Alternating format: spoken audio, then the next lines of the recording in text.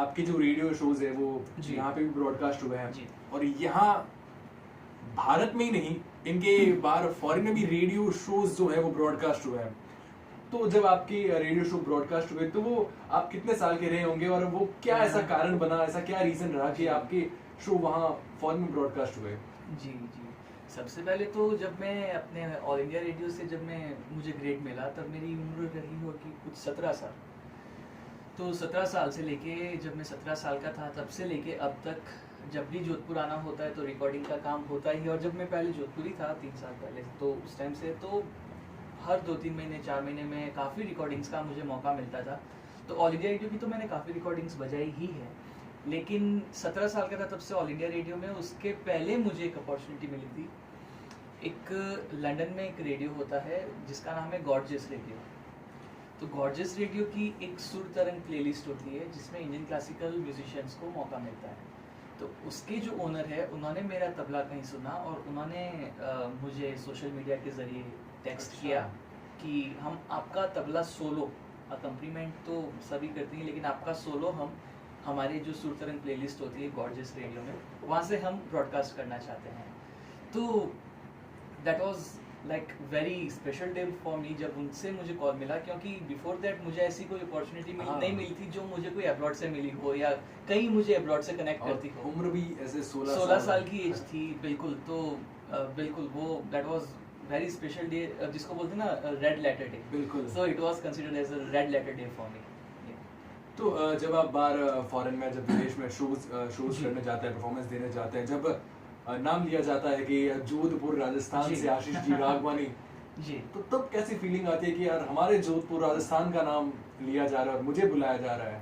यकीन मानिए आदित्य भाई कि जहाँ पे भी मुझे जाने का मौका मिला है, इंडिया में चाहे अब्रॉड, सभी जगह अपने राजस्थान का, जोधपुर का नाम, जोधपुर का झंडा इतना ऊंचा है कि सभी लोग बहुत रेस्पेक्ट से जोधपुर का, राजस्थान का नाम लेते हैं। क्योंकि राजस्थान में अपने जोधपुर से भी काफ़ी बड़े बड़े आर्टिस्ट लोग बाहर गए हैं। तो एक अलग ही रेस्पेक्ट मुझे लोगों के दिल में देखने को मिलती है जब इंडिया का नाम आता है, जब राजस्थान का, जोधपुर का नाम आता है। तो जो रेस्पेक्ट जो उनके मन में देखने को मिलती है, तो मैं तो कुछ भी नहीं हूँ, मैं तो अभी शुरू किया है, मैं तो, मेरा सफ़र तो अभी शुरू हुआ है। लेकिन जो पहले के जो बुजुर्ग जो काम करके गए, तो उसकी रॉयल्टी हमको मिलती है आज। ये हाँ बिल्कुल, ये बुजुर्गों का, हमारे बड़ों का जो आशीर्वाद होता है वही हमारे साथ सदैव रहता है और हम इतनी ऊंचाइयों तक पहुंचते हैं। और ऊंचाइयों तक पहुंचने में जो हमारे, जैसे कि मैंने बताया, बड़ों का आशीर्वाद, बिल्कुल, और हमारे जो लिसनर्स हैं, जो हमारे तो नहीं, जो आपके जो लिसनर्स हैं, उनका प्यार होता है और दोस्तों का साथ होता है, तभी हम इतना आगे बढ़ पाते हैं। और सबसे जरूरी चीज़ होती है अवार्ड्स, जो हमें एक आशीर्वाद के रूप में, हमें प्यार के रूप में मिलती है।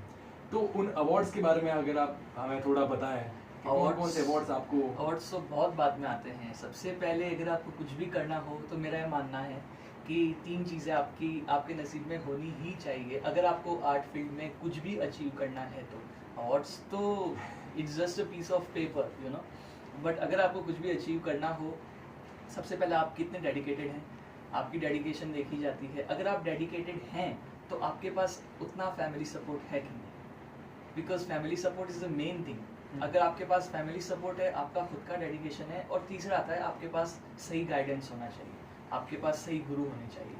तो जब ये तीनों चीज़ होती है तो आपको फिर पीछे देखने की ज़रूरत भी नहीं होती। तो अवार्ड्स तो क्या है, बस कुछ मिले हैं अवार्ड्स, जैसे, और अभी ये नाम बताएंगे तो आप देखना है कुछ बहुत कुछ है। नहीं, अपने राजस्थान का बहुत ही प्रेस्टिजियस अवार्ड है वीर दुर्गादास राठौड़ अवार्ड, युवा अवार्ड। तो वो मुझे मिला जब आई थिंक 4-5 साल पहले, मुझे 2016 में आई थिंक मुझे वो अवार्ड मिला था। और एक जोधपुर गौरव अवार्ड होता है, जोधपुर गौरव अवार्ड भी मुझे नसीब से मिला। और ताल सेवा श्री का एक अवार्ड होता है, वो भी काफ़ी प्रेस्टिजियस है, वो भी मिला। उसके अलावा भी काफ़ी है, बट ये मायने नहीं रखते। मायने रखता है कि आप कैसा सीखते हैं, क्या बजाते हैं, वो मायने रखता है। अवार्ड आपको मिले हैं जोधपुर गौरव का अवार्ड, बहुत बड़ी बात है। वीर दुर्गादास जी राठौड़ वाला अवार्ड, वो आपको मिला, ये बहुत बड़ी बात रखते हैं। God has been very kind. और जैसे कि इन्होंने बात की कि नसीब से मिला है, लेकिन कहीं ना कहीं इनको खुद को मालूम है कि इनको सिर्फ और सिर्फ इनकी मेहनत से आज ये मुकाम मिला है और इतने सारे अवार्ड्स मिले और ये लोगों के साथ जो बहुत बड़े लोगों के साथ संगत करते हैं, परफॉर्मेंस देते हैं।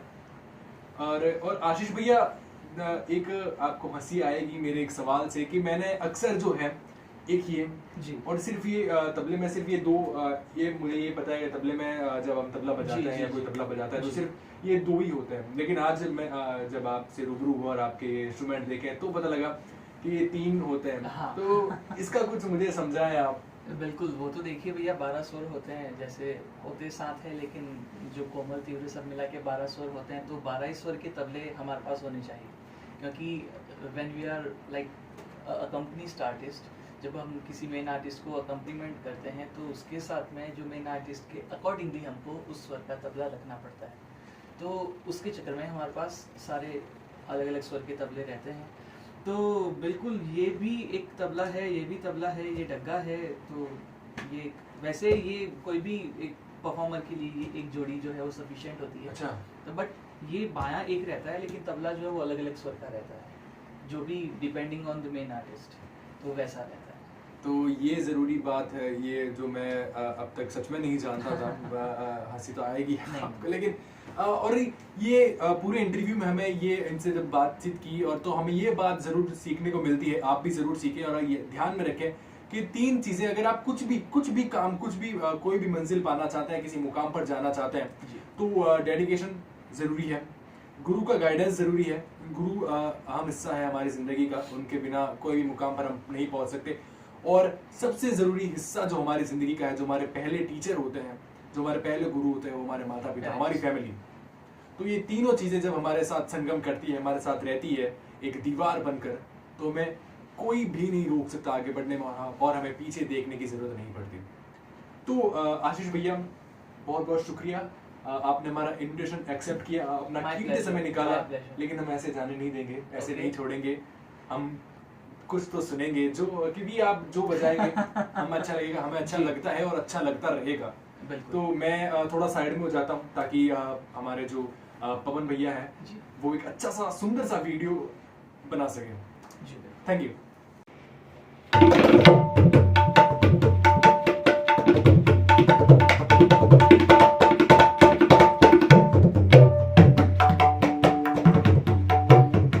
अभी जैसे आदित्य भाई ने पूछा था कि 2 तबले क्यों हैं, तो वैसे अमूमन बजाता नहीं हूँ, लेकिन आज कुछ कोशिश करता हूँ। जुगलबंदी जो होता है तो